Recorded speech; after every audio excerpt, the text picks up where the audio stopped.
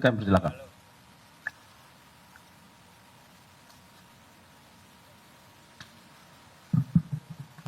Assalamualaikum warahmatullahi wabarakatuh. Waalaikumsalam warahmatullahi wabarakatuh.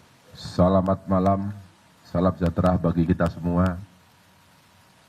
Yang saya hormati Bapak Kapus Penkum beserta jajaran, para kasubdit yang hadir, yang mengikuti kontes malam ini, para teman-teman, saudara-saudara, jurnalistik yang hadir. Pada malam hari ini saya akan menyampaikan perkembangan penyidikan perkara dugaan tindak pidana korupsi dalam pemberian kredit PT Bank Pembangunan Daerah Jawa Barat dan Banten,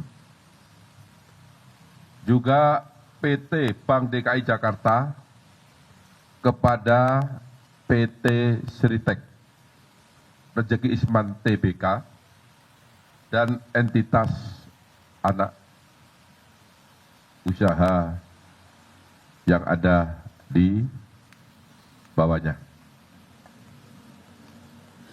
Bahwa pada hari ini, hari Rabu, tanggal 21 Mei 2025, tim penyidik pada Jaksa Agung Muda Tindak Pidana Khusus Kejaksaan Republik Indonesia berdasarkan surat perintah penyidikan nomor 62/F.2 FD.2 10/2024 tanggal 25 Oktober 2024 telah melakukan atau telah membawa 3 orang saksi. Yang pertama adalah Saudara DS selaku pemimpin divisi korporasi dan komersial PT Bank Pembangunan Daerah Jawa Barat dan Banten tahun 2020. Yang kedua, YM selaku Direktur Utama PT Bank DKI Jakarta tahun 2020. Kemudian yang ketiga adalah ISL selaku Direktur Utama PT Sri Rezeki Isman Tbk tahun 2005 sampai dengan tahun 2022. Yang bersangkutan dihadapkan kepada jaksa penyidik, kemudian dilakukan pemeriksaan di gedung Jampitsus Kejaksaan Republik Indonesia. Dan dalam pemeriksaan sebelumnya, penyidik sudah melakukan pemeriksaan terhadap 46 saksi, sebagaimana tadi yang telah disampaikan oleh Pak Kapus Penkum. Dan pada hari ini, penyidik juga melakukan pemeriksaan terhadap 9 saksi. Kemudian juga beberapa saat yang lalu, penyidik juga telah melakukan pemeriksaan terhadap 1 orang ahli.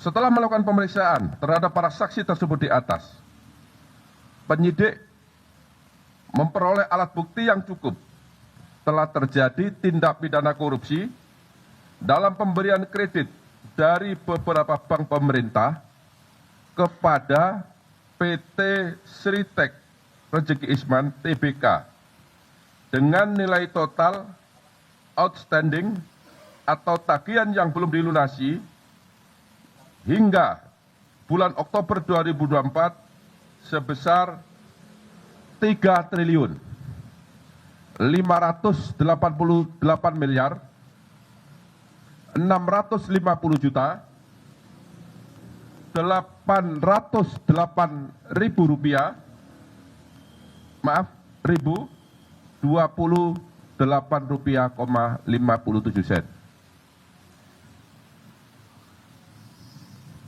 dengan perincian sebagai berikut. Untuk Bank Jateng sebesar 395 miliar 663 juta 215.800 rupiah. Kemudian untuk Bank BJB, Bank Banten dan Jawa Barat sebesar 543 miliar 980 juta 507.170 rupiah. Kemudian untuk Bank DKI sebesar 149 miliar 7 juta 85.018 rupiah, 57 sen.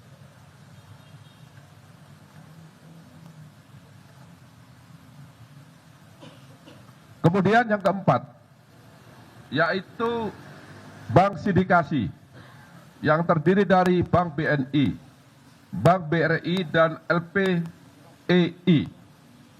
Jumlah seluruhnya adalah 2 triliun 500 miliar rupiah. Selain pemberian kredit tersebut di atas, PT Sri Rejeki Isman Tbk juga mendapatkan pemberian kredit di bank swasta yang jumlahnya sebanyak 20 bank. Ini tidak saya sebut ya, karena banyak sekali, jumlahnya 20 bank. Adapun kasus posisi dapat kami jelaskan terhadap adanya pemberian kredit kepada PT Sri Rejeki Isman Tbk yang dilakukan secara melawan hukum dan mengakibatkan adanya kerugian keuangan negara, dapat disampaikan fakta-fakta sebagai berikut. Bahwa PT Sri Rejeki Isman Tbk merupakan perseroan terbatas yang beroperasi dalam bidang industri tekstil dan produk tekstil dengan komposisi kepemilikan saham yaitu PT Handelston Indonesia sebesar 59,03% dan masyarakat karena sudah TBK sebesar 40,97%. Bahwa dalam laporan keuangan PT Sri Rejeki Isman Tbk telah melaporkan adanya kerugian dengan nilai mencapai 1 miliar 08 US dollar atau setara dengan 15,65 triliun rupiah pada tahun 2021. Padahal sebelumnya pada tahun 2020 PT Sri Rejeki Isman masih mencatat keuntungan sebesar 85,32 US dollar Amerika atau setara dengan 1,24 triliun. Jadi ini ada keganjilan dalam 1 tahun mengalami keuntungan yang sangat signifikan, kemudian tahun berikutnya juga mengalami kerugian yang sangat signifikan. Inilah konsentrasi dari teman-teman penyidik. Kemudian PT Sri Rejeki Isman Tbk dan entitas anak perusahaannya memiliki kredit nilai total outstanding